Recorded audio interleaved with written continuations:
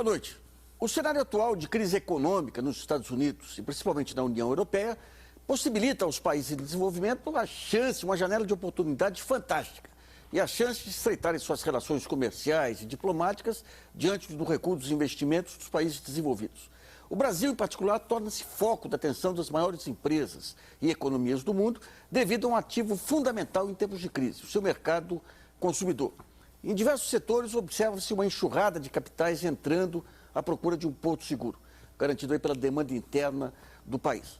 Cabe ao país não apenas atravessar com poucos traumas essa crise, mas definir estratégias claras para as mudanças que vão ocorrer aí em grandes paradigmas.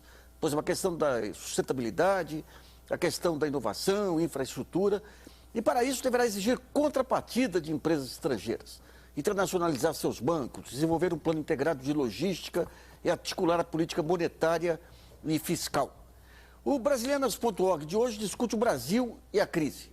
Vamos tentar entender como o Brasil poderá se beneficiar da crise ao aliar a visão estratégica e investimentos aí em ciência, tecnologia e inovação. Quais as ferramentas e programas para estimular a atividade interna, as exportações, principalmente de produtos com maior valor agregado? E quais as parcerias já em andamento e que abrem novas fronteiras?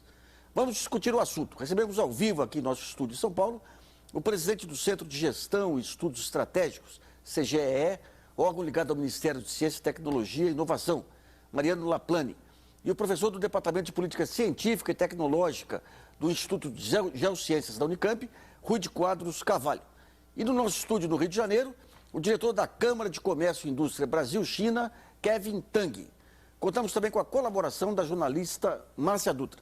E você em casa pode nos enviar perguntas por meio do meu blog, www.luisnassif.com.br. Desde a crise de 2008, o Brasil vem tomando medidas para estimular e proteger a atividade econômica. As medidas visam tanto o aumento de consumo interno como as exportações. O país, com 190 milhões de habitantes, tem um grande potencial de consumo interno. A previsão é de que neste ano os brasileiros consumam 2,5 trilhões de reais, um aumento de 10% em relação ao ano passado, segundo projeção feita pela IPC Maps, a partir de dados do IBGE. Desde agosto, o Banco Central tem diminuído a taxa básica de juros na tentativa de garantir crédito mais barato para os consumidores. A taxa Selic, que estava em 12,5% até agosto, caiu para 11,5% ao ano no final de outubro. Na balança comercial, o Brasil está com saldo positivo. O aumento no preço das commodities garante o crescimento nas exportações deste ano. Até 20 de novembro, o Brasil exportou mais de 225 bilhões de dólares. Importou cerca de 200 bilhões. O saldo ficou positivo em cerca de 27 bilhões de dólares, mais de 28% superior ao saldo do mesmo período do ano passado. Os números positivos aparecem junto com sintomas da crise que afeta principalmente a zona do euro e as grandes economias mundiais. No Brasil, a atividade produtiva deu sinais de desaceleração. O PIB do terceiro trimestre vai ser anunciado oficialmente pelo IBGE na semana que vem, mas o próprio governo adiantou o número. O ministro da Fazenda anunciou um aumento de 0,3% em relação ao trimestre anterior. No primeiro semestre, segundo o IBGE, o PIB teve uma expansão de 3,6%. Com a diminuição do ritmo da economia no terceiro trimestre, caiu também a previsão do ritmo de aumento no emprego. Era prevista a criação de 3 milhões de vagas para este ano, mas deve fechar em 2 milhões e 400 mil. A estimativa de crescimento do PIB também caiu. Era de 4,5%, passou para 3,8%. Houve uma desaceleração e já estamos acelerando. Eu acho que a desaceleração terminou em outubro e a partir de novembro a economia já voltou a acelerar, mesmo porque nós estamos soltando algumas amarras que nós tínhamos estabelecido. Então o crédito está sendo facilitado, a Selic vem caindo e, portanto, também vem barateando o custo do financiamento. Nós estamos liberando essas linhas de capital de giro que barateiam muito o financiamento para o setor produtivo. Então, são várias medidas que agora vão acelerar a economia. Bom, nesse primeiro bloco nós vamos falar não apenas sobre as estratégias para sobreviver à crise, mas os grandes saltos que o país pode dar, como deu em outras crises aí do passado. O Centro de Gestão e Estudos Estratégicos foi criado ainda no governo Fernando Henrique Cardoso, no governo Lula quase desapareceu, mas acabou sendo incorporado à Secretaria de Assuntos Estratégicos para pensar o futuro. Eu pergunto para o Mariano Laplane, que é presidente do CGE, o que está se pensando hoje em termos de cenário de médio prazo para se permitir saltos em uma visão estratégica da economia brasileira?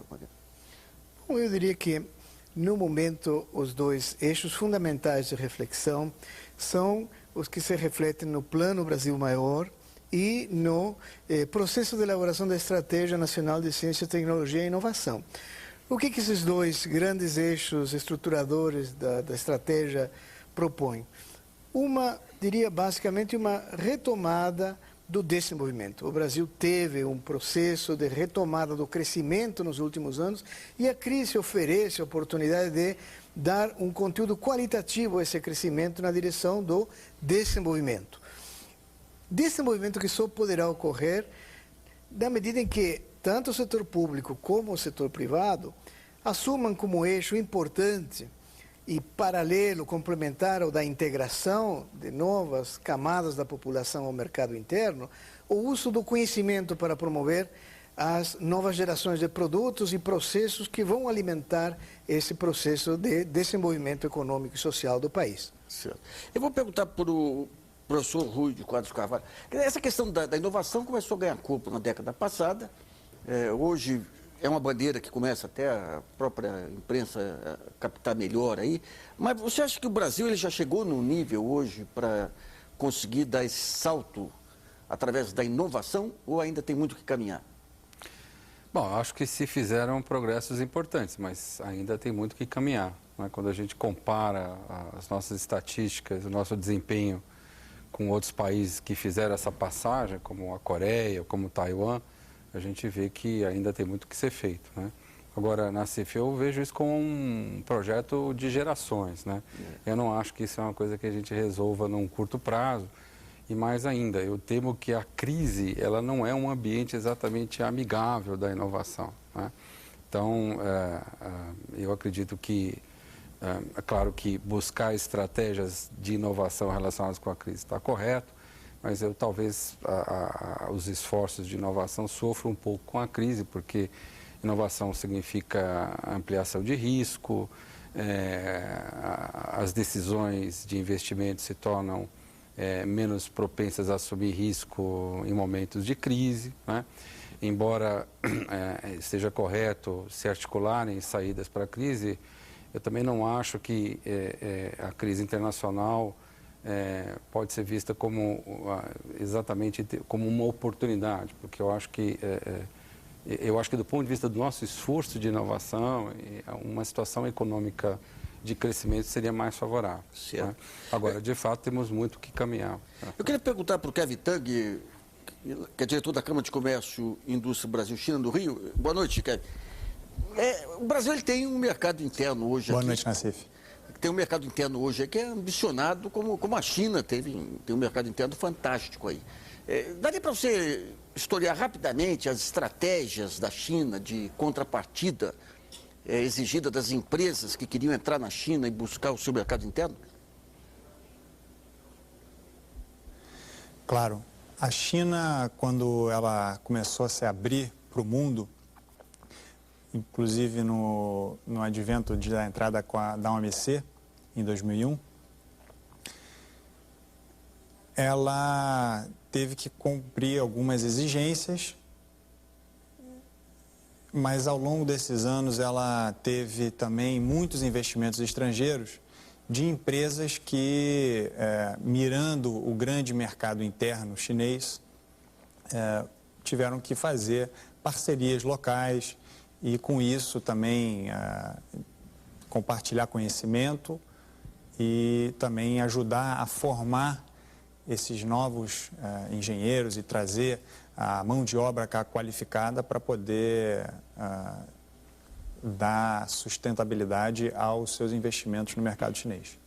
Certo. Eu vou perguntar para o Laplane, o Brasil, ele praticamente, esses anos todos, tentativa de política industrial era jurado aí, porque não seguia os cânones do mercado aí. Praticamente a única exigência que ele faz para a empresa que vem para cá é o chamado processo produtivo básico. Nós temos setores aí de química, com grandes players internacionais, não temos química fina.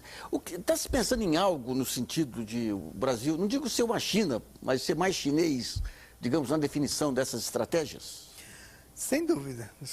Tanto na Estratégia Nacional de Ciência, Tecnologia e Inovação, como no Plano Brasil Maior, se expressa o interesse por parte do Brasil em que as empresas estrangeiras façam aqui uma contribuição também para a geração e absorção de conhecimento, não só dentro da própria empresa, mas também transbordando esse conhecimento para a estrutura produtiva como um todo. O ponto não é apenas a exigência da contrapartida por parte das empresas estrangeiras. É importante também pensar no fortalecimento das empresas nacionais para que possam se colocar em posição de aproveitar esses ativos que as empresas estrangeiras trazem para o país. Né? Uma coisa importante mencionada pelo Kevin, né, é que a transferência de conhecimento das empresas estrangeiras, ela se deu para empresas chinesas, para empresas nacionais, escolhidas na estratégia de desenvolvimento chinês como alvo preferencial para a acumulação e desenvolvimento de ativos de conhecimento. Certo. Então, quando a gente olha o Brasil aí, eu queria ver com o Rui, a gente fala muito nessa questão da, por exemplo, a lei do bem e outras leis que permitiram até multinacionais montar, se beneficiarem aí para pesquisa e tudo. Mas você acha que os canais que permitem transitar a tecnologia e a inovação da multinacional para a cadeia produtiva ou para parceiros brasileiros estão bem azeitados ou tem que se avançar muito nisso? Não, eu acho que o governo deu um passo importante num setor que, na minha opinião, é um grande laboratório nessa área, que é a indústria automobilística, né?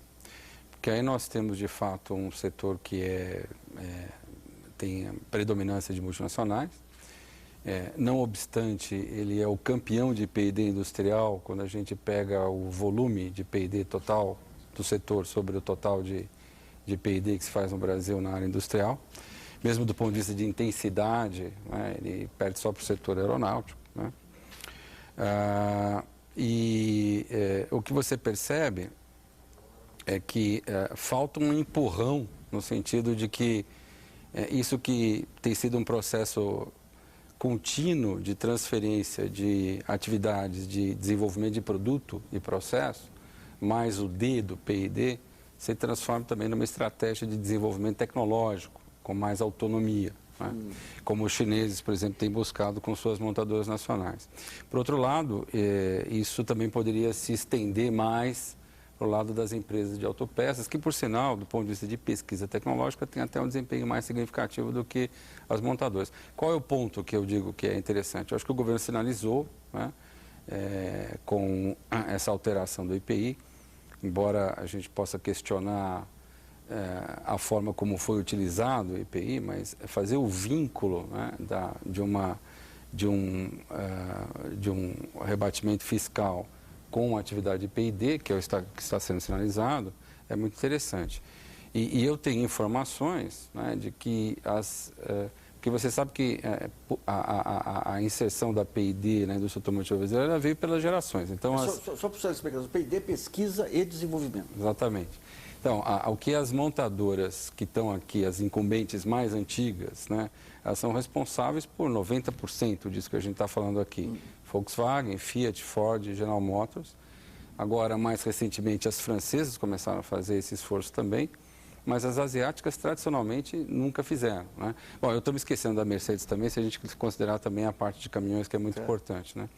Então, a informação que eu tenho, né, é de que os japoneses já estão começando estudos, né, no sentido de começar. Eles perceberam que a continuidade do mercado brasileiro ser competitivo aqui depende de você estar alinhado com essa estratégia e estão pensando em fazer uma localização aqui também. Né? Então, um canal importante seria esse tipo de estímulo explícito. Tá. Né? Então, vamos tentar entender um pouquinho. No caso da China, você vem a multinacional, você tem toda a cadeia produtiva.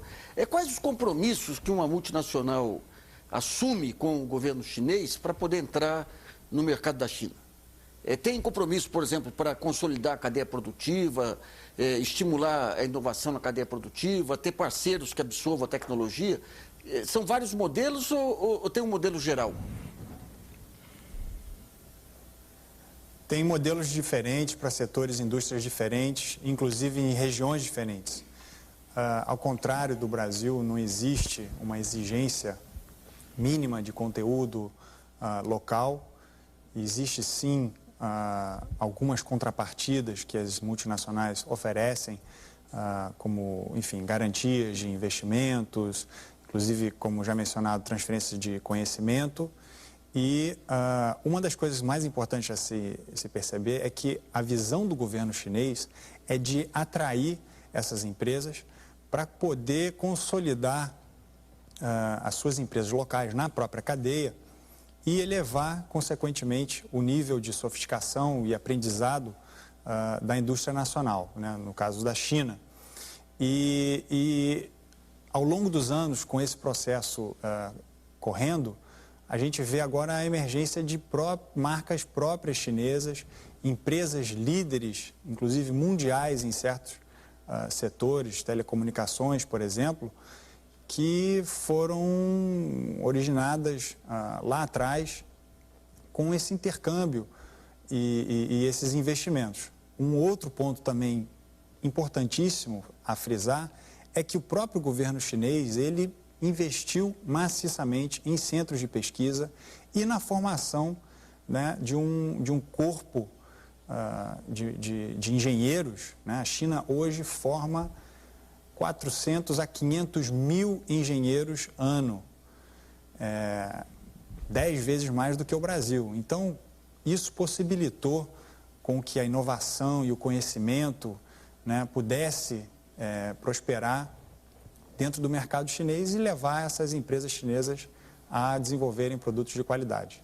Mariano, tudo bem, a ciência, a tecnologia e a inovação entraram no PAC, a gente vê sinais de começar a se tratar de forma prioritária. Mas o esforço que está sendo feito hoje de recursos em centros de pesquisa e tudo hoje, é adequado, digamos, para o desafio que o Brasil tem pela frente aí? Ou falta muito ainda?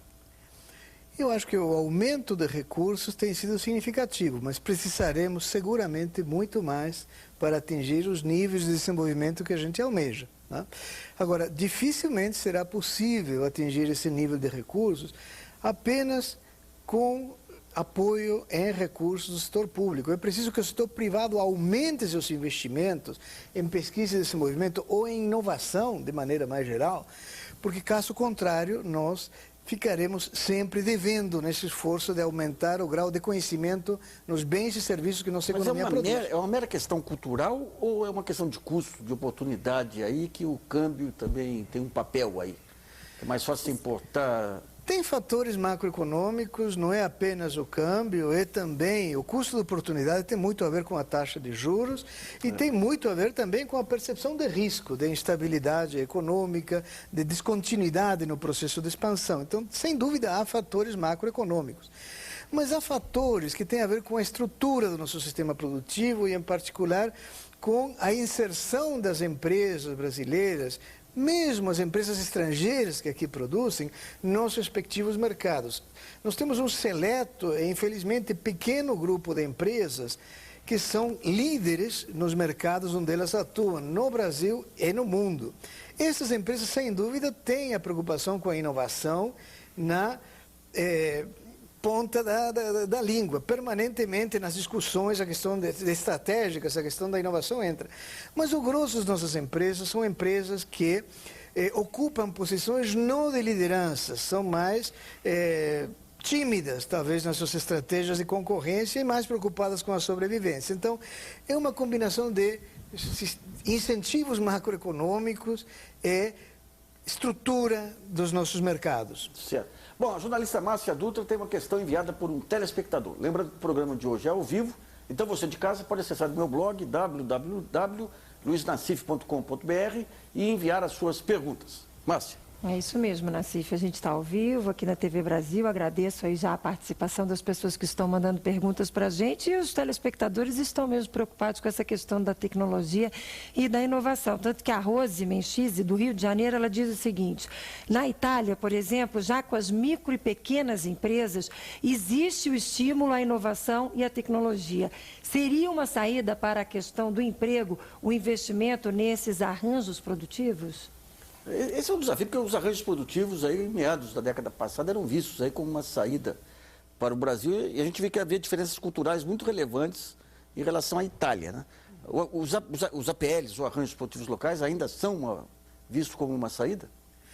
Não tenho a menor dúvida de que, para o desenvolvimento local, são um canal extremamente eficiente para promover a inovação e o crescimento da atividade econômica. Agora, o conceito arranjo produtivo local é bastante vago, então abrange desde sistemas produtivos localizados, muito pequenos, com pouca expressão do ponto de vista regional da economia nacional, e em outros casos, polos produtivos muito mais significativos. É um dos componentes de uma estratégia de desenvolvimento particularmente eficiente no caso das pequenas e médias empresas, mas não esgota, como se pensava em outros tempos, as possibilidades e as potencialidades da política industrial. Então, pegando a pequena e microempresa aí, quer dizer, hoje você tem sistemas de informação, com internet, com tudo amplos aí, temos centros que nem Inmetro, tudo com sistemas de informação relevante, temos Sebrae, mas aparentemente não conseguiu chegar ainda no coração e mente dos pequenos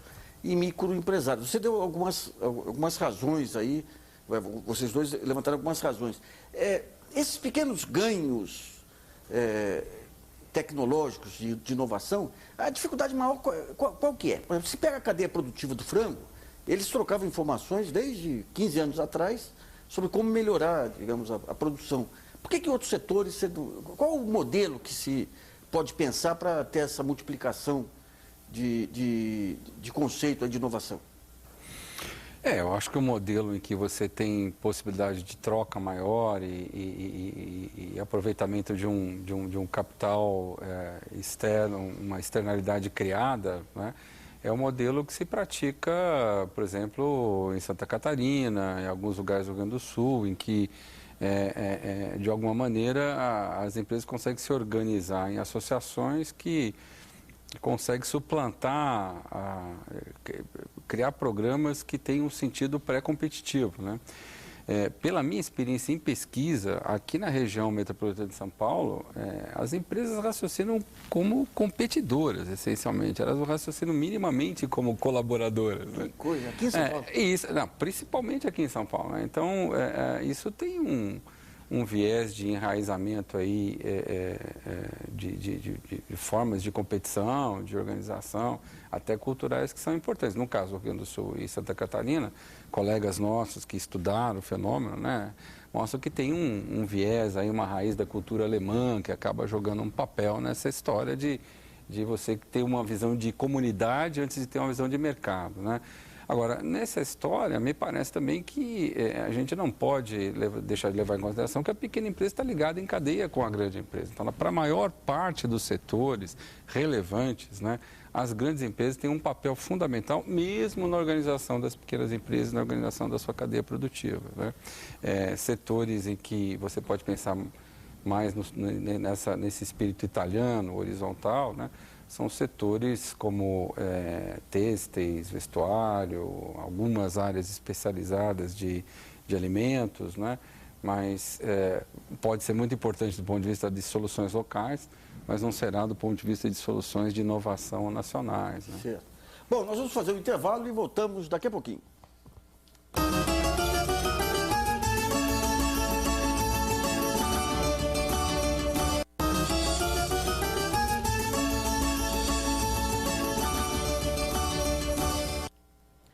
Voltamos com Brasilianas.org discutindo o Brasil frente à crise econômica mundial.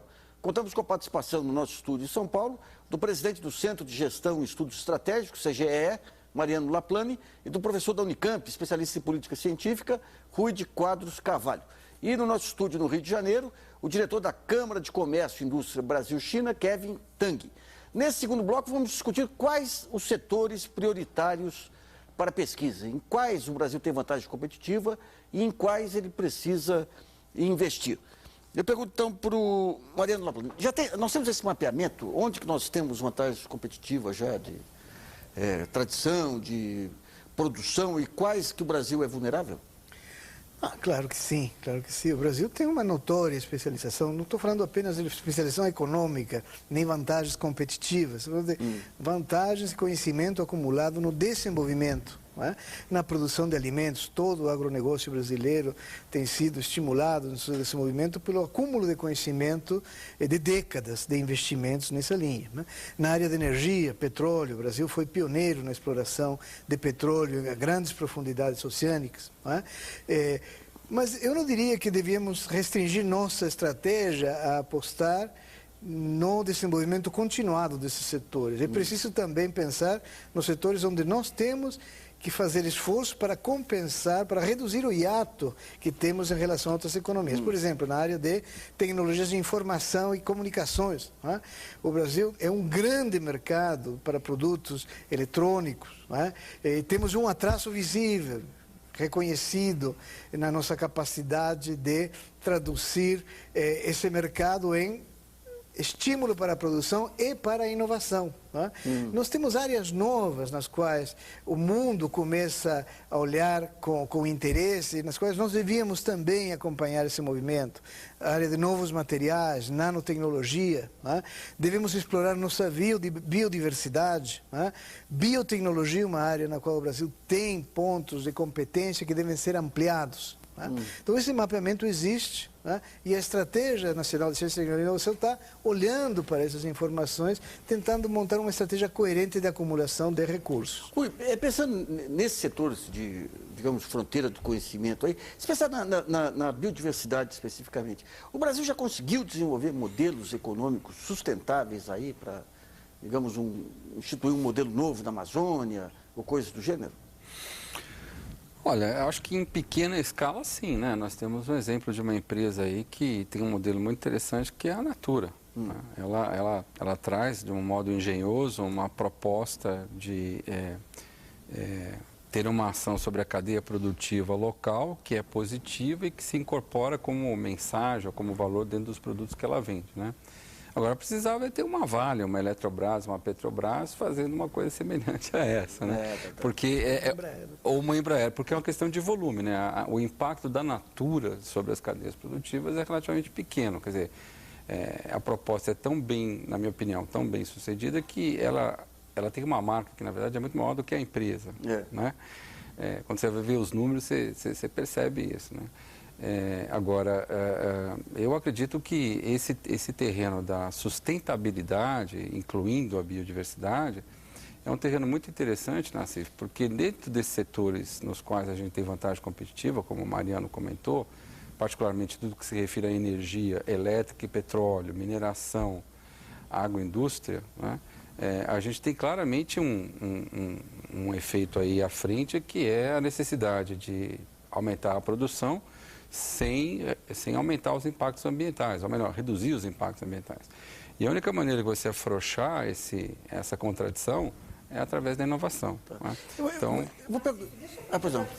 porque o gancho é perfeito. O Emerson Coutinho, ele é de São Paulo, e ele diz exatamente isso que o Mariano está falando. Quer dizer, hoje vivemos um verdadeiro embate entre ambientalistas e ruralistas sobre a nossa legislação ambiental. Passando essa fase, qual é a visão de vocês a respeito do agronegócio e do setor florestal no Brasil? Pois são dois setores que precisam trabalhar com inovação e tecnologia de ponta e vêm contribuindo muito para o desenvolvimento do Brasil. Por favor, ele diz, a preocupação é, por favor, qual a visão de vocês sobre esses aspectos todos? Inovação, conservação / proteção ambiental e desenvolvimento regional sustentável. Como é que a gente responde ao Emerson Coutinho? Bom, então, a resposta não... Não é fácil. Não, eu acho que esse é um bom programa, né, para P&D e para estruturar a área da estratégia de ciência e tecnologia do país. A gente tem que levar em consideração que há uma outra dimensão envolvida nesse ponto da preservação, que está relacionado aos atrativos que o país tem na área do turismo, né? Uma das áreas que a gente não falou aqui, que inovação é importante, né, é a área de serviços, né? E há algumas áreas interessantes, depois a gente pode comentar, é que o Brasil tem mostrado o potencial de criar inovação em serviços, mas uma delas não é a área de turismo, né? Voltando à pergunta do telespectador, eu acredito que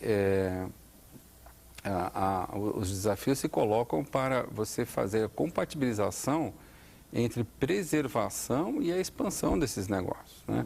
Isso passa, evidentemente, por você ter um reconhecimento de que os problemas existem e de que você precisa de áreas de proteção, mas, por outro lado, você pode pensar em plataformas tecnológicas que sejam inovadoras em relação a impactos ambientais.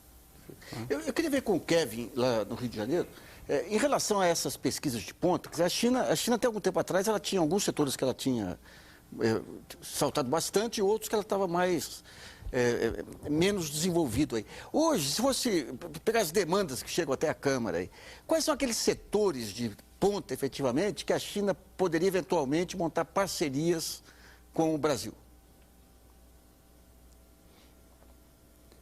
Bom, certamente hoje a China tem grande interesse em investir nas commodities que ela já busca, já tem um grande volume de parcerias com o Brasil, né? Mineração, obviamente, energia, como já foi citado, alimentos, mas eu acredito que há novas parcerias muito interessantes, onde o Brasil também tem a ganhar com isso. E a gente falou agora do meio ambiente, a China hoje é a maior reflorestadora do mundo e a questão ambiental é central para as prioridades nesse plano quinquenal que eles têm, onde a energia renovável e um crescimento mais sustentável, reduzindo a intensidade de carbono, é de fundamental importância. E nisso o Brasil tem conhecimento ou tem também possibilidade de ajudar, seja com biocombustíveis, seja também formando novas parcerias em trazendo conhecimento de energia sustentável, energia solar, energia eólica, que o Brasil também está investindo bastante agora, e a China é o maior fabricante do mundo e detém a liderança em conhecimento nessas áreas. Então, são áreas de altíssima tecnologia em que o Brasil tem a ganhar e fazer bons negócios com a China, além dos tradicionais, onde a gente já tem visto também investimentos chineses entrando, né? A gente vê empresas chinesas começando a explorar campos aqui de petróleo no Brasil, comprando minas e investindo em siderúrgicas e montadoras de automóveis, né? Essas áreas tradicionais, além, é claro, dessas de tecnologia de ponta. Eu queria ver com o Mariano uma questão. A gente vê hoje, embora o Barack Obama, coitado, ele esteja sufocado aí por essa maneira como ele tratou o sistema financeiro, ele está promovendo uma revolução nos Estados Unidos a partir da mudança da matriz energética e de investimento pesado aí nessa, ou seja, a partir da matriz, do investimento em novas energias, está fazendo uma reestruturação industrial. Aqui no Brasil, inclusive no Ministério de Ciência e Tecnologia, tem pessoas que acreditam que tem que se partir para uma nova civilização aí, uma mudança de modelo. Objetivamente, o que se pode pensar em direção a essa mudança de modelo que privilegie sustentabilidade, o verde, a biodiversidade? É possível, por exemplo, deixar de lado as indústrias eletrointensivas aí, tentar em energia, tentar ir para outras áreas? Tem algo sendo pensado nessa direção? Veja, o tema da economia verde, o tema da economia de baixo carbono, o tema da energia limpa, eu acho que está no debate em todos os países, não só nos Estados Unidos, não é? No caso do Brasil, eu diria que nós temos uma matriz energética relativamente limpa se comparado aos outros países, né? O que não quer dizer que a gente não possa avançar na diversificação, como já está sendo feito, ampliando, por exemplo, a geração de energia eólica, não é? Procurando novas formas de aproveitamento de energia hidráulica com outro tipo de construção para esse tipo de geração. Mas eu acho que o grande desafio, pensando para além da crise, efetivamente é o de substituir nosso padrão de consumo e produção em massa por um outro mais sustentável do ponto de vista do meio ambiente. Não é? Agora, eu diria que a médio prazo, né, o equivalente a essa revolução que o Obama está pensando fazer nos Estados Unidos, né, o tipo de transformação que nós precisamos, tem muito a ver com infraestrutura de modo geral e não apenas especificamente com a energética. Né? Nosso sistema de transportes, nossos sistemas urbanos, né, devem melhorar muito na direção de uma economia mais limpa, sim, mas principalmente uma economia que gere maior bem-estar para a nossa população. Nós temos um desafio enorme na transformação de nossas cidades num espaço habitável, não é? Principalmente a periferia das nossas grandes cidades.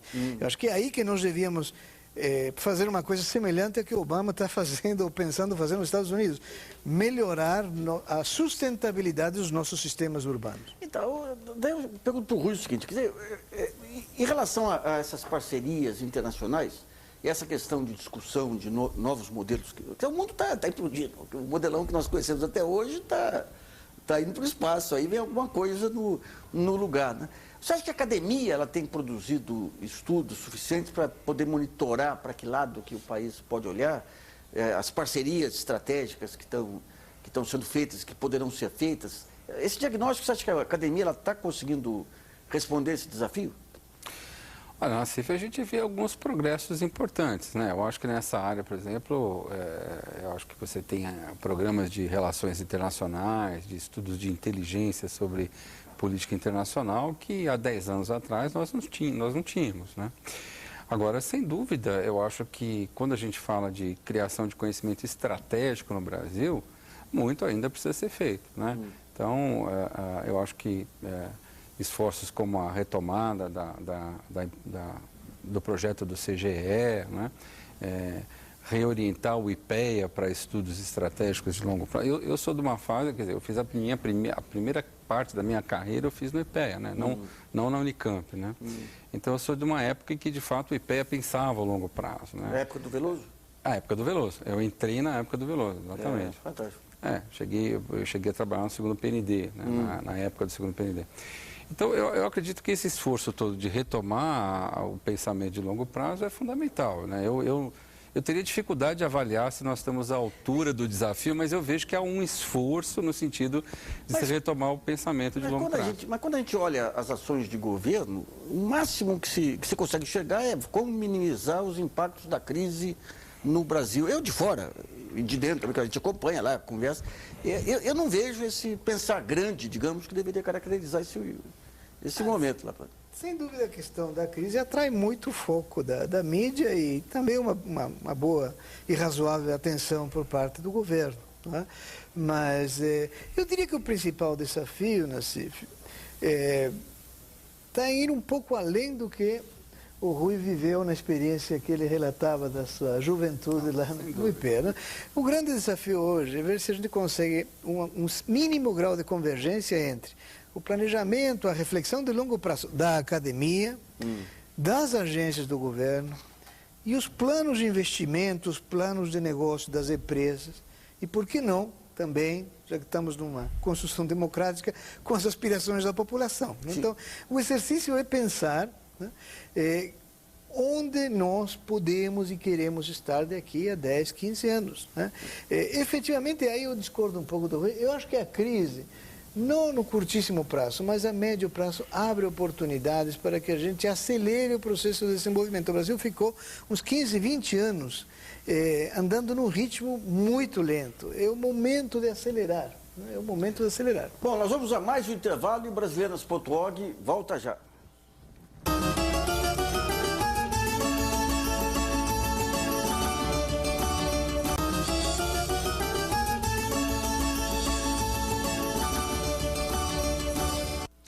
Brasileiras.org está de volta. Estamos discutindo hoje o Brasil e a crise mundial.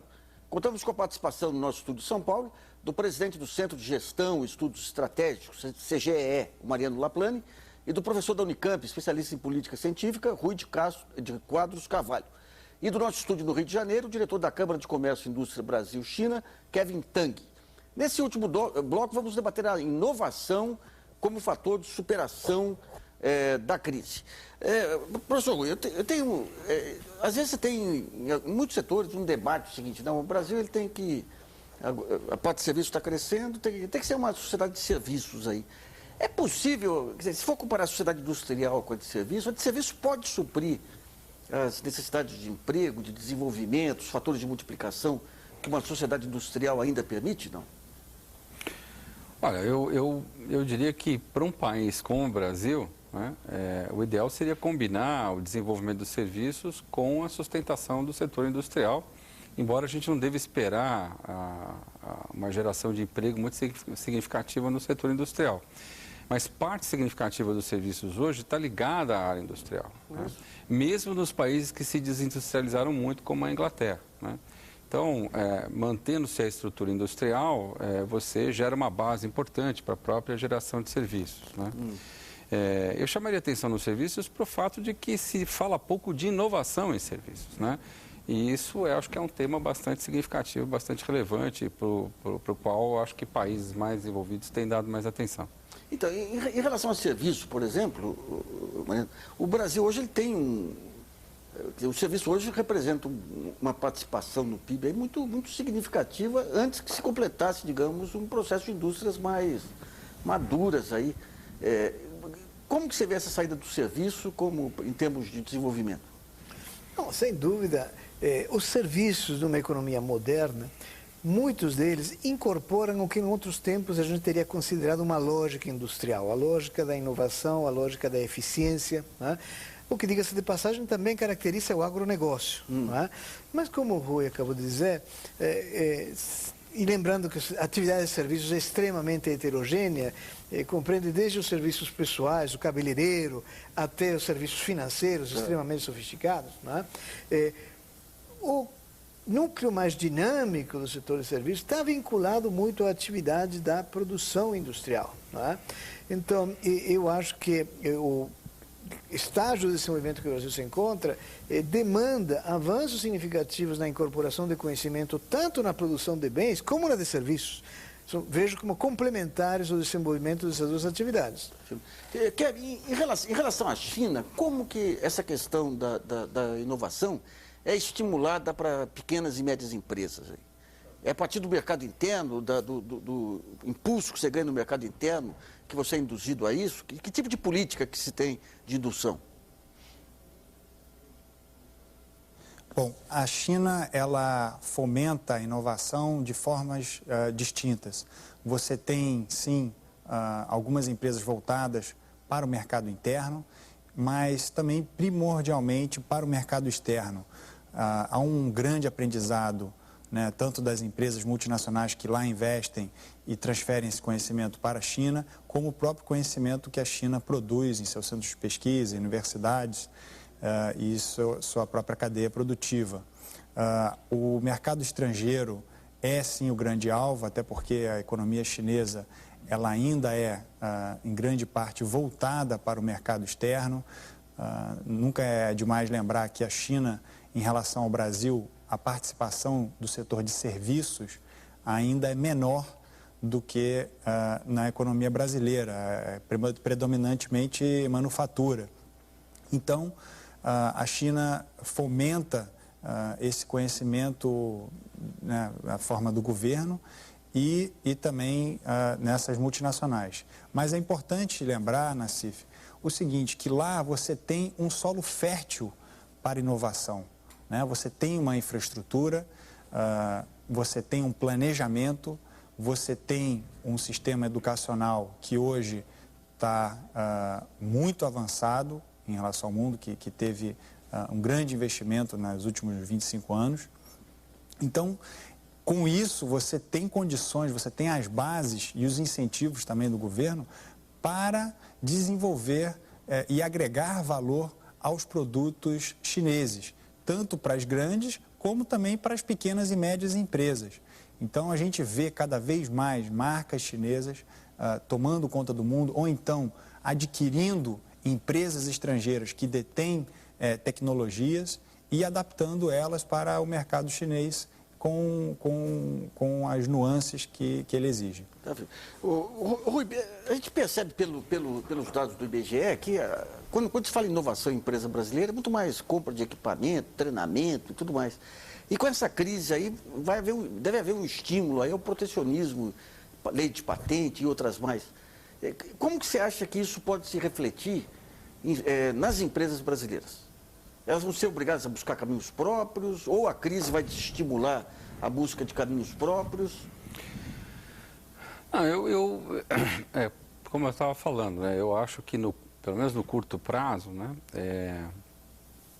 eu não vejo muita perspectiva de mudança dessa relação. O que existe é o seguinte, enquanto na comunidade europeia, que a gente a grande massa de estatística disponível para a gente fazer comparação no mundo desenvolvido, que os americanos não têm uma pesquisa de inovação como nós temos, né, igual a europeia.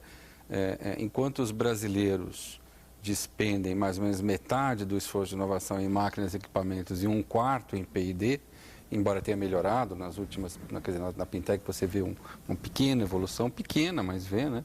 Os europeus fazem o oposto, metade mais ou menos, 45% em P&D e 1/4 em máquinas e equipamentos.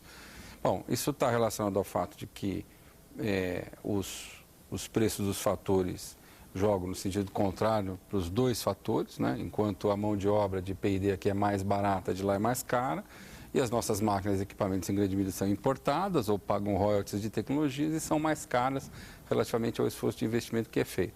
Mas mesmo descontando esse efeito de fatores, né, o nosso esforço de P&D é menor do que o esforço de P&D dos europeus e essa é a grande diferença entre uma economia que é líder em inovação e uma economia que, para todos os efeitos, ainda em grande medida, se a gente pegar a mediana, né, muito mais é uma economia imitadora. Claro que há as exceções, há petróleo, há aeronáutica, algumas áreas do setor automotivo, né, mas na média nós somos imitadores. Né? Mariano, como que se está vendo o pré-sal? Em dois sentidos. Primeiro, que setores que ele deve estimular diretamente em termos de tecnologia e inovação? E segundo, os recursos dele e a relação desses recursos com inovação. Ele vai ser a alavanca, digamos, principal para o salto que se pretende, não? Bom, o pré-sal, e dando sequência aí à resposta do Rui, a sua pergunta anterior, o pré-sal pode ser um caso paradigmático, porque neste caso trata-se de uma atividade inovadora por definição, né? O tamanho do desafio tecnológico que surge da necessidade de explorar petróleo nessa profundidade coloca interrogações sobre o tipo de materiais, o tipo de equipamentos, para as quais não há soluções, precisarão ser desenvolvidas. A pergunta é se serão desenvolvidas por empresas brasileiras ou serão desenvolvidas por empresas estrangeiras, ou por uma combinação de ambas. Né? Ou por empresas estrangeiras no Brasil. Claro, não, exatamente. Né? Agora, muito da resposta, a resposta depende em grande medida da decisão que seja adotada em relação à destinação dos recursos gerados por essa atividade, dos royalties. Né? Seria extremamente importante que uma parte significativa desses recursos fossem destinados a promover um grande salto em ciência, tecnologia e educação. Né? Esse é o melhor legado que a exploração do pré-sal pode deixar, não apenas para as gerações futuras, mas para esta geração, para a gente romper essa situação onde as empresas brasileiras são extremamente ágeis e eficientes na incorporação de tecnologia desenvolvidas por outros. Bom, vamos a uma pergunta rápida enviada por um dos nossos telespectadores. Márcio. As pessoas estão preocupadas também com a situação da maneira com que o Brasil está enfrentando a crise que acontece na Europa. E aí o Edivan de Fortaleza, ele diz o seguinte: pelas notícias que saem na imprensa e no brasilianas.org, obrigada por nos acompanhar, a equipe econômica de nosso país pretende combater com diminuição dos juros, facilitação de acesso ao crédito e investimento do governo por meio de obras da Copa e do PAC. Em resumo, o governo investe para o Brasil permanecer crescendo. Já vários países europeus estão cortando investimentos, estão realizando demissões, estão privatizando, ou seja, estão diminuindo o poder de investimento dos governos. Qual é a atitude mais correta? Eu só focaria um pouquinho mais em relação aos pesquisadores internacionais. Os Estados Unidos deu grandes saltos quando a Europa desabou e ele atraiu quadros europeus, cientistas e tudo. O Brasil ele pode ambicionar algo semelhante, não? Não só pode, como deve, né? Cortes orçamentários na Europa e nos Estados Unidos atingem universidades, departamentos de pesquisa. A própria NASA tem fechado ou reduzido significativamente o tamanho de alguns departamentos de pesquisa. Há, sem dúvida, uma oportunidade muito interessante para que as universidades e as empresas brasileiras capturem esta chance de trazer para o Brasil algumas dessas equipes e pô-las para trabalhar com equipes brasileiras. Acho que isso permitiria um salto muito grande da qualidade da pesquisa nas universidades, nas empresas, em áreas nas quais nós seguramente demoraríamos muito mais tempo para desenvolver nossas próprias competências. Bom, Brasilianas.org termina aqui. Agradeço muito a participação dos nossos convidados, o presidente do Centro de Gestão e Estudos Estratégicos, Mariano Laplane, o professor da Unicamp, especialista em política científica, Rui de Quadros Carvalho, e o diretor da Câmara de Comércio e Indústria Brasil-China, Kevin Tang. E você que nos assiste, muito obrigado. Não deixe de participar do site www.brasilianas.org, mandando perguntas, trabalhos e vídeos. Esse espaço aqui também é seu. E nós voltamos na próxima segunda-feira, às 10 da noite, aqui na TV Brasil. Até lá.